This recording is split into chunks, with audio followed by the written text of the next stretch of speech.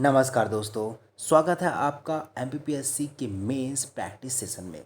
दोस्तों, आज हम 3 मार्कर्स नहीं 5 मार्क्स के प्रश्नों पर चर्चा करेंगे कैसे एक 5 मार्क्स के क्वेश्चन को हमें फ्रेम करना है, डिज़ाइन करना है।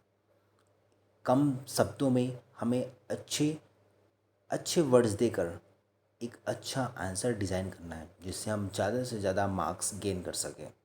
तो चलिए इस 5 मार्क्स के सेशन की शुरुआत करते हैं। दोस्तों, शुरुआत करने से पहले मैं आपको बताना चाहूँगा कि इस 5 मार्क्स के क्वेश्चंस जो मैंने आज डिज़ाइन किए हैं आप लोगों के लिए, उसमें मैंने हिस्ट्री के भी रखे हैं, ज्योग्राफी के रखे हैं और एमपी के भी आपको क्वेश्चंस मिल जाएंगे। तो चलिए 5 मार्क्स के इन सेशन की शुरुआत करते हैं। तो पहला प्रश्न आप स्क्रीन पर देख पा रहे हैं कि 1857 की क्रांति के असफलता के कारण बताइए। तो इस प्रश्न का जो आंसर है उसे आपको डिज़ाइन करना है मैक्सिमम 10 लाइन में। आपके कॉपी की जो सीमा है, जो आपको उत्तर पुस्तिका मिलेगी मेंस में, उसकी एक समय सीमा है। उस समय सीमा में, उस सीमा के अंदर हमें इस क्वेश्चंस के आंसर को डिज़ाइन करना है। तो 1857 की क्रांति की असफलता के कारण बताइए का जो सही और सटीक उत्तर होना चाहिए और हो सकता है और है, वो है सबसे पहले पहले प्रश्न में मैंने आपको ये बताना ज़रूरी समझा है कि कैसे क्वेश्चंस को डिज़ाइन करना है, क्वेश्चंस के आंसर को डिज़ाइन करना है, फ्रेम कैसे करना है। तो सबसे पहले आपको मैक्सिमम 8 से 10 शब्दों में 10 to 10 8 to 10 वर्ड्स में इंट्रो देना है कि आखिर जो हम प्रश्न का आंसर दे रहे हैं वो है क्या। तो सबसे पहले क्या लिखेंगे परिचय में, क्वेश्चन जो है, यह क्रांति राजनीतिक एवं प्रशासनिक असंतोष के चलते लॉर्ड कैनिंग के समय हुई थी। ये हो गया प्रश्न का इंट्रोडक्शन। अब इसका मुख्य भाग यानी असफलता का जो कारण रहा उसकी बात करेंगे। ये पहले प्रश्न में मैं सिर्फ आपको बता रहा हूँ कि कैसे लिखना है।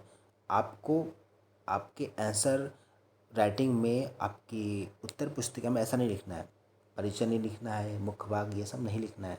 आप पहली इंट्रो देने के बाद, एक स्पेस देने के बाद, दूसरे में असफलता का कारण या फिर जो भी प्रश्न का मुख्य बिंदु है, जो मेन भाग है, वो राइट करेंगे।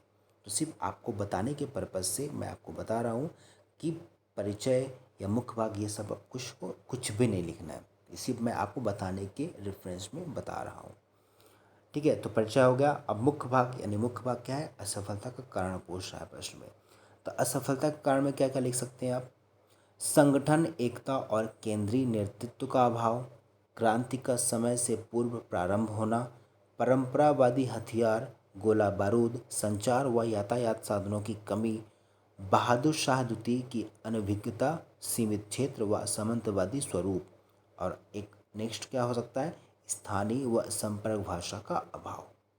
ये हो गए असफलता के कारण, जो कि क्वेश्चन के फ्रेमिंग में मेन पार्ट है, मुख्य बिंदु है ये। फिर निष्कर्ष क्या निकलता है इसका, कि अनुशासन और संगठन की कमी के चलते यह आंदोलन असफल रहा। आप सब जानते हैं कि 1857 की क्रांति असफल रही थी। तो निष्कर्ष, आप निष्कर्ष को लिख सकते हैं। अगर आपको लिखना है या लिखना चाहिए तो आपको मैं रेकमेंड कर सकता हूँ कि आखिरी में निष्कर्ष जो निकले प्रश्न के उत्तर में, तो उसमें निष्कर्ष लिख कर कॉमा दे के लिख सकते हैं। जो भी प्रश्न का अर्थ निकल रहा हो या अंतिम में उसका भाग बचा हुआ हो, तो उसे निष्कर्ष में आप पुट कर सकते हैं।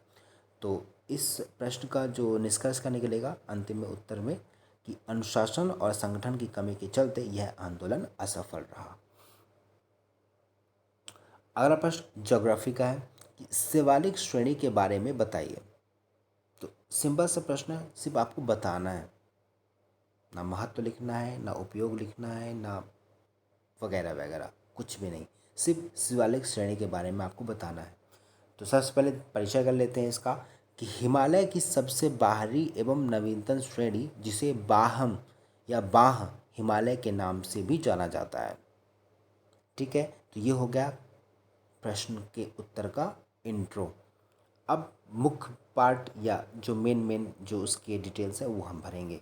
सबसे पहले विस्तार देख लेते हैं। तो विस्तार कहाँ है, पंजाब के पोलवार के दक्षिण से पूर्व में अरुणाचल प्रदेश तक यह फैला हुआ है। दूसरा, निर्माण मध्य मायोसीन से प्लायोसीन काल तक, यानी इसका निर्माण मध्य मायोसीन से प्लायोसीन काल तक के दरमियान हुआ। नेक्स्ट, अन्य नाम, तो जम्मू में जम्मू पहाड़ियाँ व अरुणाचल प्रदेश में डफला, मिरी, अबोर एवं मिश्मी की पहाड़ियों के नाम से भी जाना जाता है। फिर घाटियाँ, तो पश्चिम व मध्य भाग में दून और पूर्व में द्वार, इनकी घाटियाँ हैं। और निष्कर्ष क्या निकलता है कि शिवालिक श्रेणी कृषि एवं पर्यटन की दृष्टि से अति महत्वपूर्ण क्षेत्र के रूप में जानी जाती है।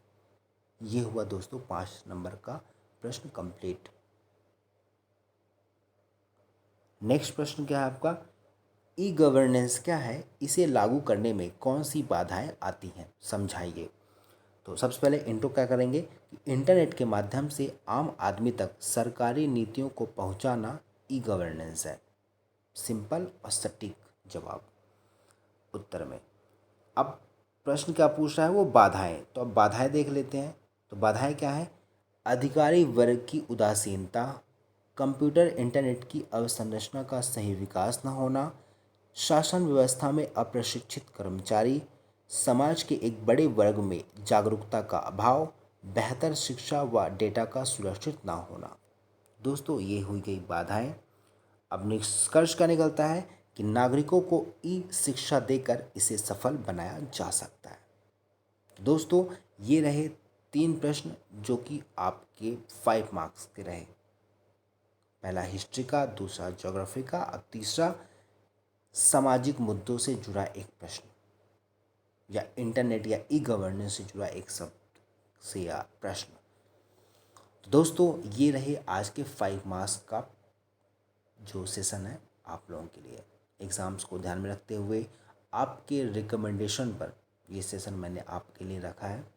तो वीडियो को देखें और जितना हो सके लिखने की प्रैक्टिस करें। जितना आप लिखेंगे उतनी अच्छी आपकी कमांड बनेगी किसी भी प्रश्न के उत्तर को फ्रेम करने या डिज़ाइन करने के लिए। तो मेरा यही सजेशन है कि कृपया क्वेश्चंस को समझें और डिज़ाइन करने का प्रयास करें। मैंने ओवरव्यू दे दिया है इन 3 प्रश्न के माध्यम से।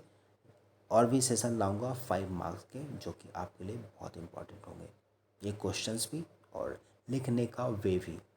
तो चलिए नेक्स्ट सेशन में आपसे फिर मुलाकात होगी। तब तक के लिए अपना ख्याल रखें एंड बाय बाय।